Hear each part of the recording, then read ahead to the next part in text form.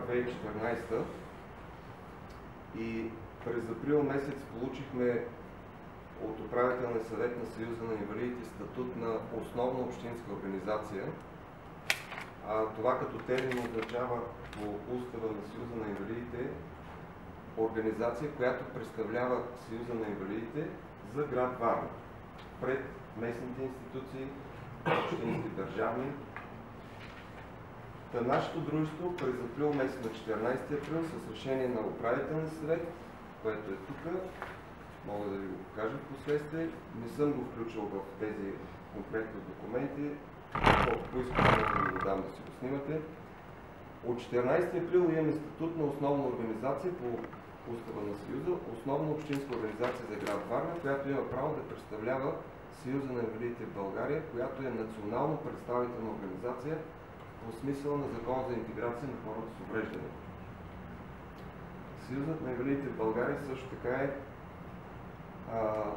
член на Европейския форум на хората с увреждания. Това е първата европейска неправителствена организация на хора с увреждания, която комуникира с Европейския съюз по защита правата и интересите на хората с увреждания в цяла Европа.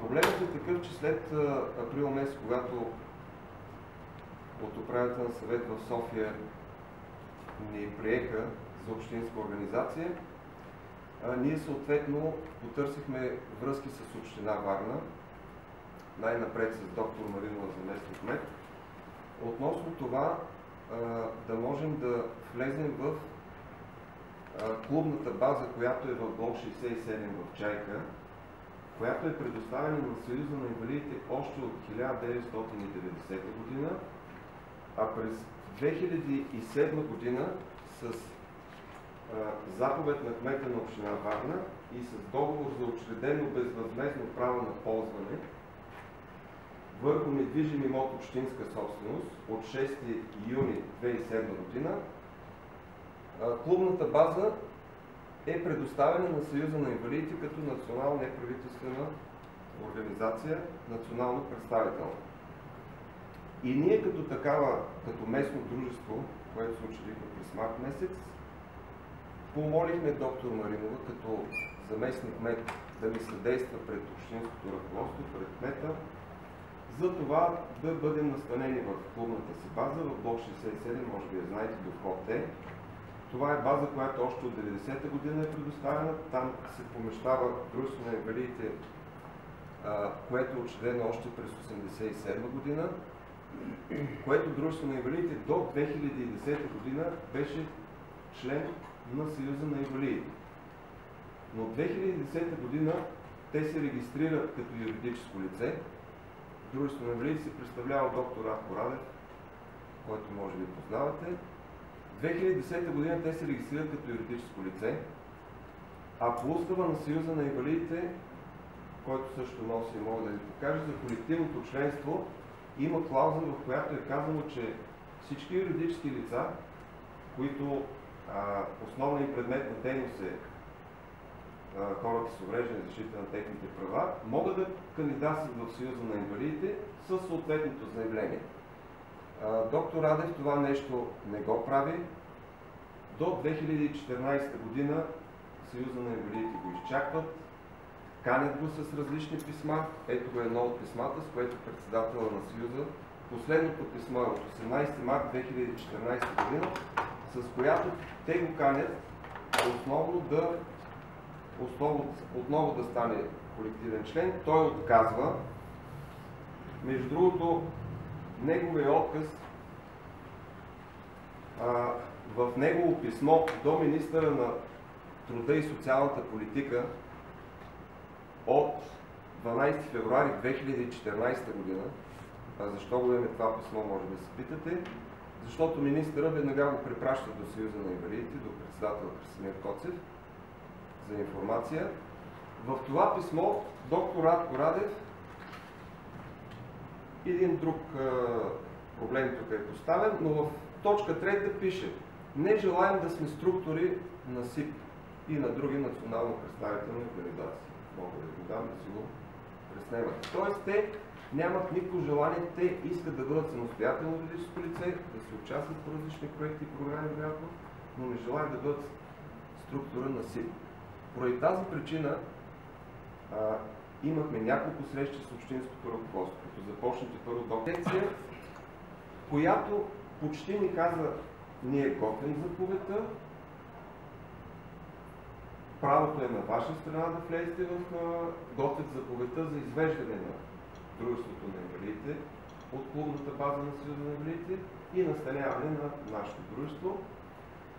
Но поканихме ли за тази пресконференция, показвайки тази проблематика, тази документация, представяйки нещата във вашите медии, ние се надяваме да провокираме и да ускорим работата на общинската администрация, която не знам вие дали сте усетили през годините, но аз от 20 години се занимавам с тази проблематика, господин Карлов ме познава от доста време и съм забелязал, че общинската администрация е доста бюрократична и доста бавно става процес.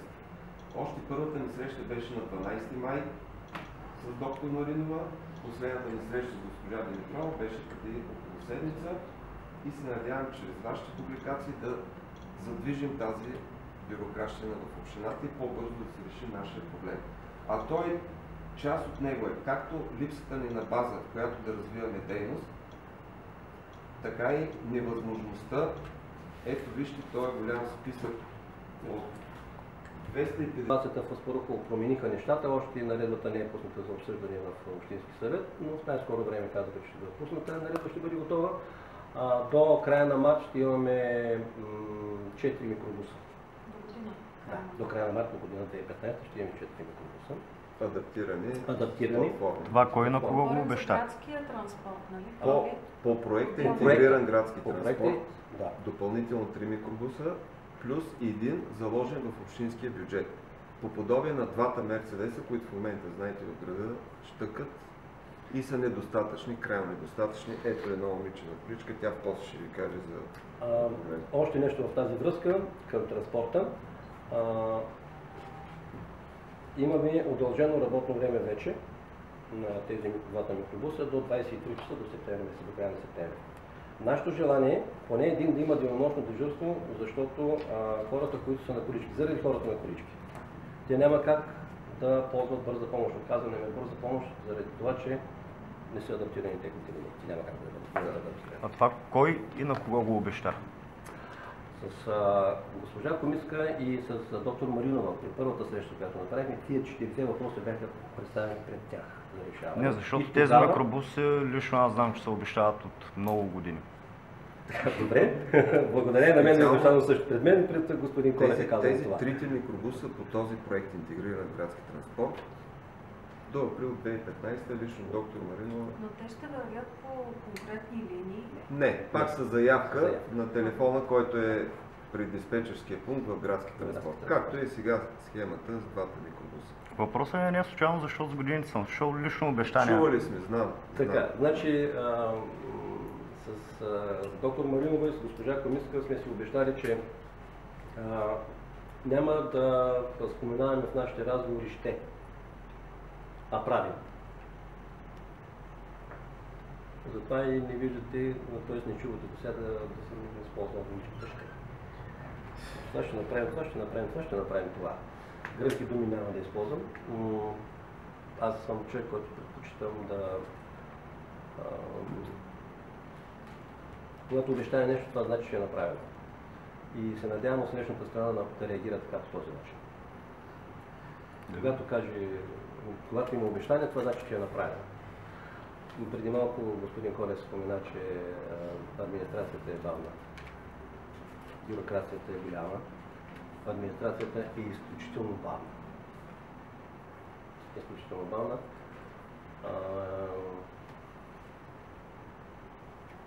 Много амбициозно ми е така задачката. Не задачата, която съм си поставил на себе си. Хората, с които работя от администрацията, да работят малко по-бързо. За да се решават нещата така, както искаме. Другото хубаво нещо, което направихме... Така, и може ли да дадем думата на вас да ни питате, ако нещо не е ясно, по основни ни проблеми клубната база. за сега, за което искаме да информираме Не можете да влезете, защото не е освободена. Да. Така ли? А има ли законен срок, в който трябва да бъде освободена тази база? Доколкото знам, госпожа Димитрова ни каза, че след като се върне от отпуска на 21 сега, прави заповедта, внася там при Радко Радев за освобождаване и ако не се освободи, стига се вече до прокуратура, полиция, изнасяне, знаете как стават нещата. Аз имам опасението, че вие се досещате, идват избори, а Радко Радев, може би знаете, той стана тук някакъв в ръководството и да не би, това не знам, не ми се иска да го мисля, но да не би това да е някакъв притеснителен момент.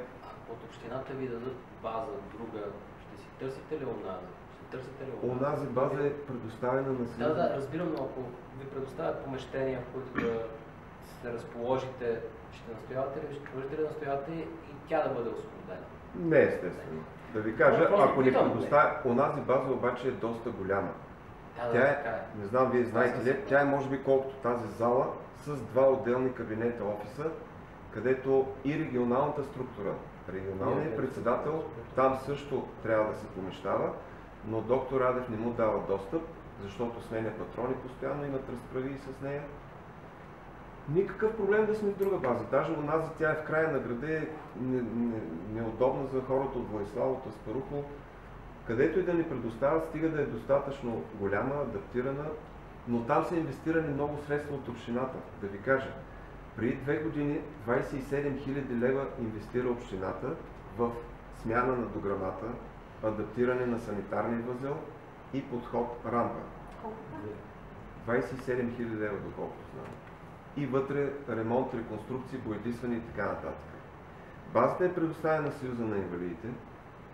Ние сме дружеството, което представляваме Съюза на инвалидите във Варна. Не вярвам друга база да ни предоставят. Но по принцип никакъв проблем. Ние искаме по-бързо да влезем някъде, за да можем да работим. Къде работите? Вкъщи? По домовете. Да. С каква членска маса разполагате към момента? Към момента имаме 49 души членска маса, но имаме кандидати още около 30 души, които аз да ви кажа лично и той с автомобила си по домовете и в клуба, един клуб има на Владислав. Отиваме, даваме молби, подписват се, плащат се членски внос. Това е много трудно. Кой клуб? Шанс за хора с Владислав увреждания. срещу автогарата. Шанс за хора с увреждания. Но ако имахме клубна база, до момента може би щяхме да имаме много повече членове. Даже щяхме да работим и събота Защото- и неделя, защото имаме и лежащо болни и трудно подвижни, които близките им трябва да дойдат.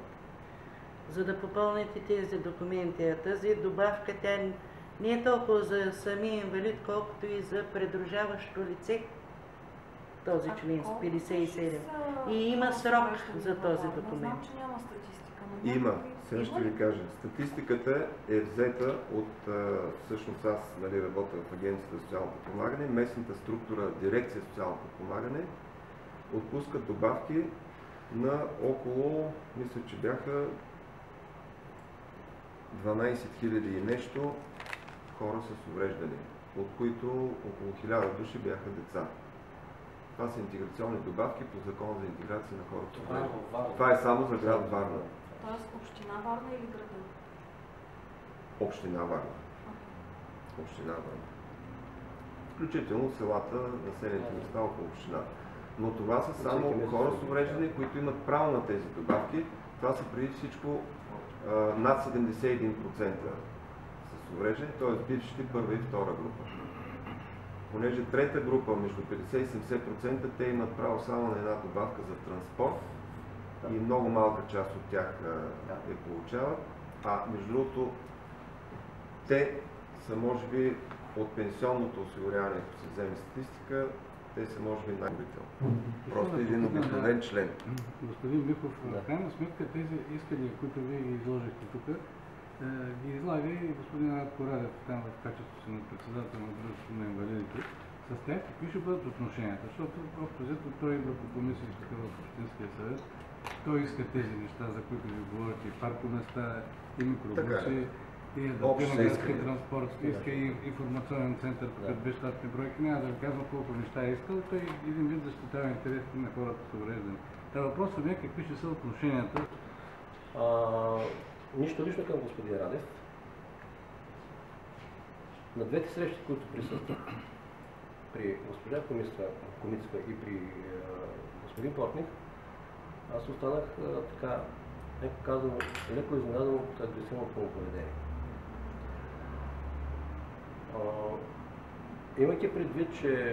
Имайки предвид това, което се наговори тогава, не искам да го споменавам сега пред вас, начинът, по който се отговорише, на мен ми дава така достатъчно основание да разбера, че с господин Радев няма как да имаме допирни точки. Обща работа, обща кауза не можем да защитаваме. За съжаление, пак го казвам. И нищо лично към господин Радев. Ние искаме просто да се спазва закон. И не знам толкова ли е трудно. Въпросът не е към вас, а към хората, които имат компетенцията в тази връзка. Само това искаме, да се спазва закон.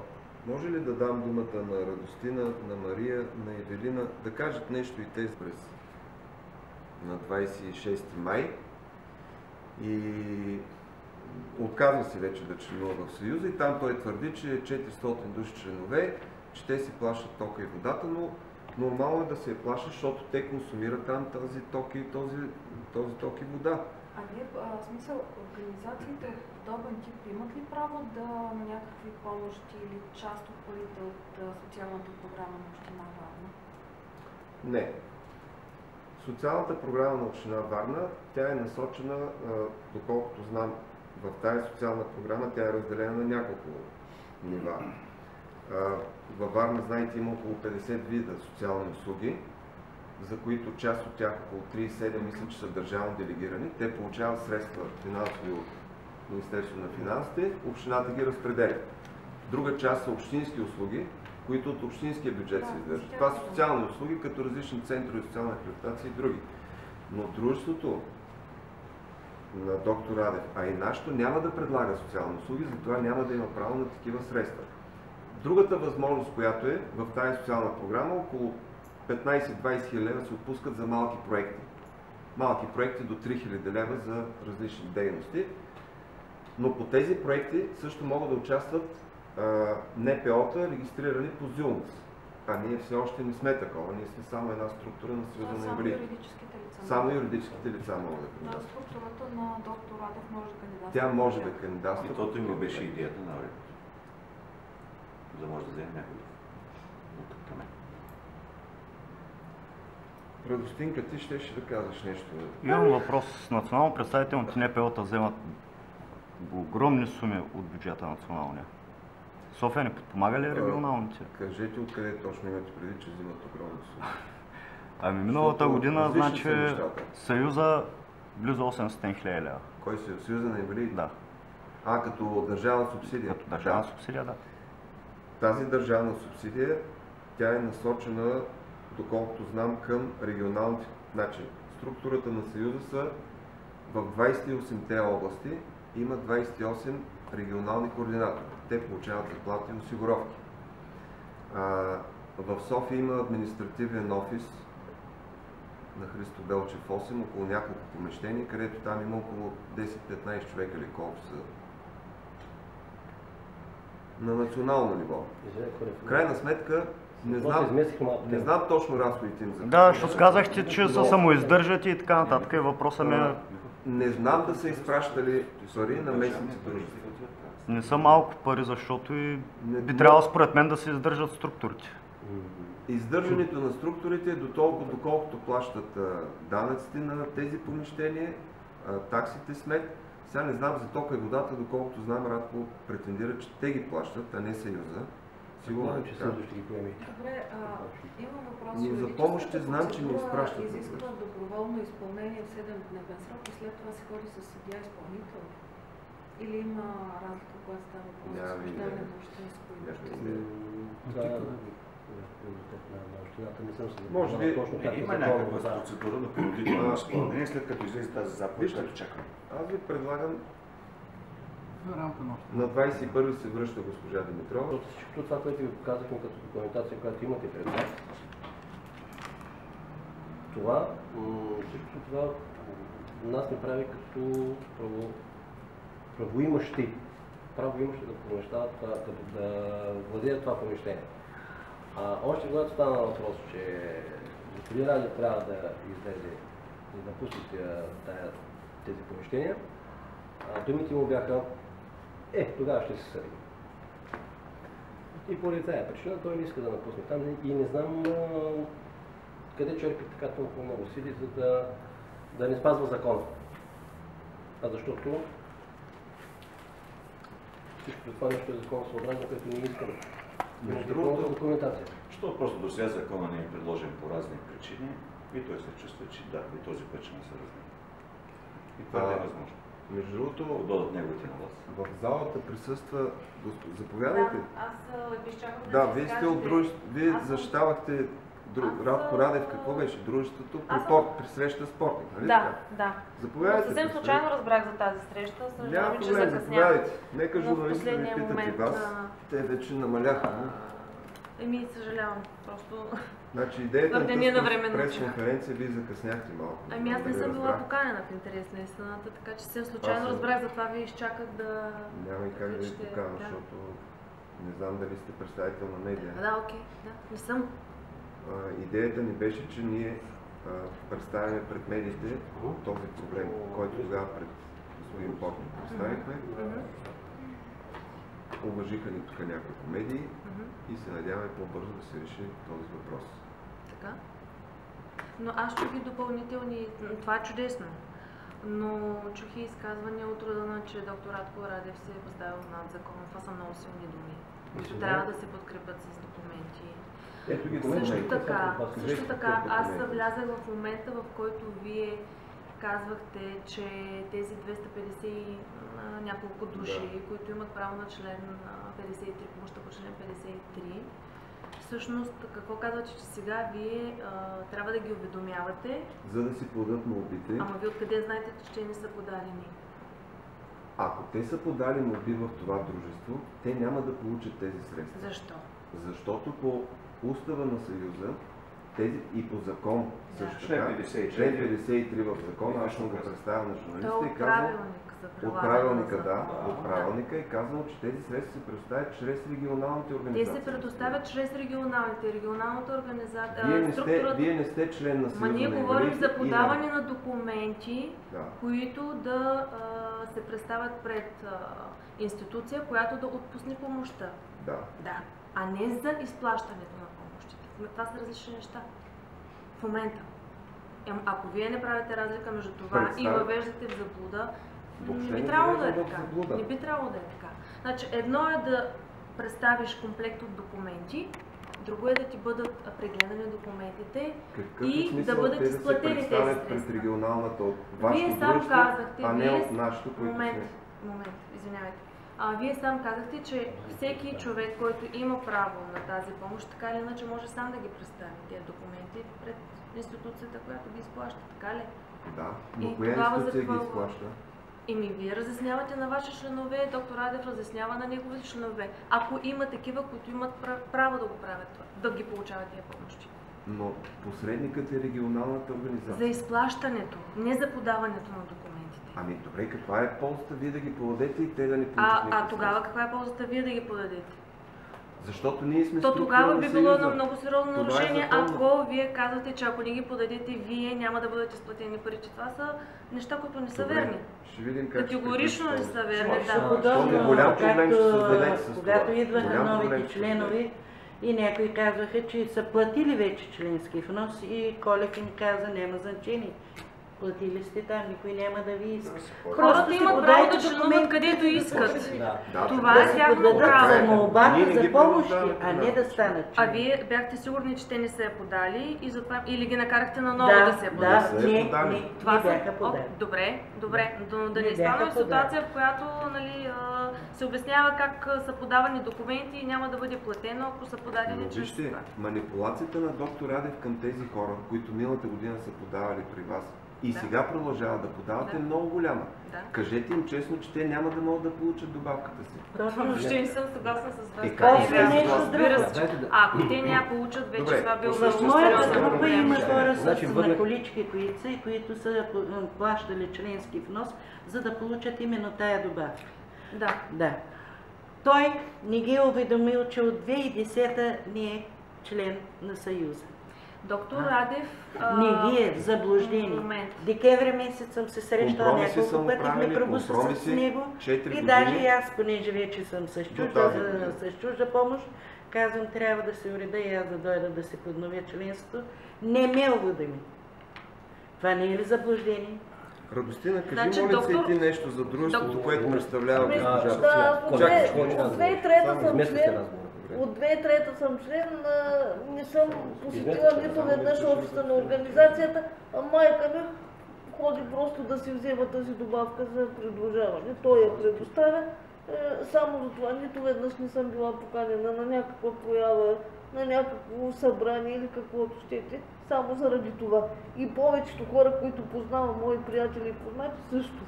Значи аз твърдя и има хора, които пък също ще го подкрепят това нещо, че доктор Радев е много активен и помага на много хора с увреждания. Поне на За мен конкретно, значи вие не сте се обърнали с проблем или Е, не имало и не знам, не Аз мога да... не искам някаква организация да ми съдейства, просто ето господин Колев, също не съм се обръщала към него за проблем, но когато има нещо, примерно за концерта на Филип Киркоров, той спомена съдействани. Ето днес... Кога ви е отказано съдействие на дружество на Вижте, инвалидите? вижте. Няма тук проблем, става това е въпрос ваш само- избор. Последно изречение. Изместваме разговор. Последно само. Не става въпрос само за съдействие. Когато тя е член на едно дружество, всяко дружество, знаете, по ЗЮНЦ, трябва веднъж годината да прави общо събрание. Разбира се.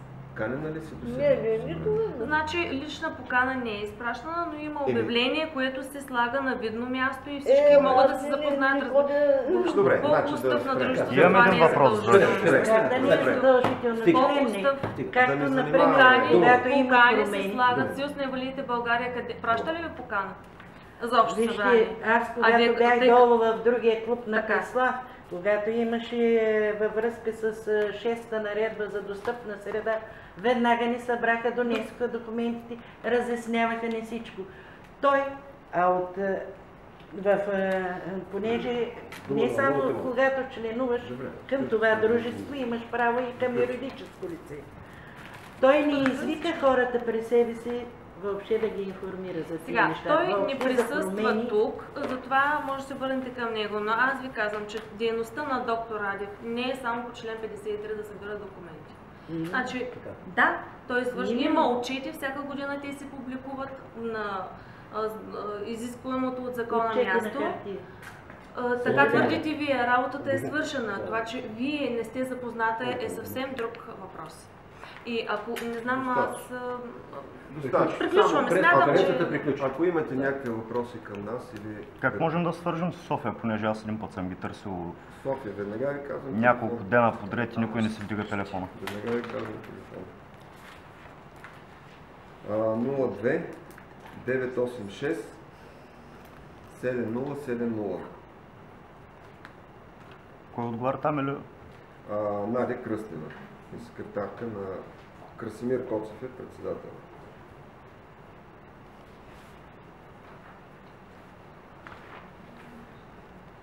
Мерси. Ако имате нещо друго.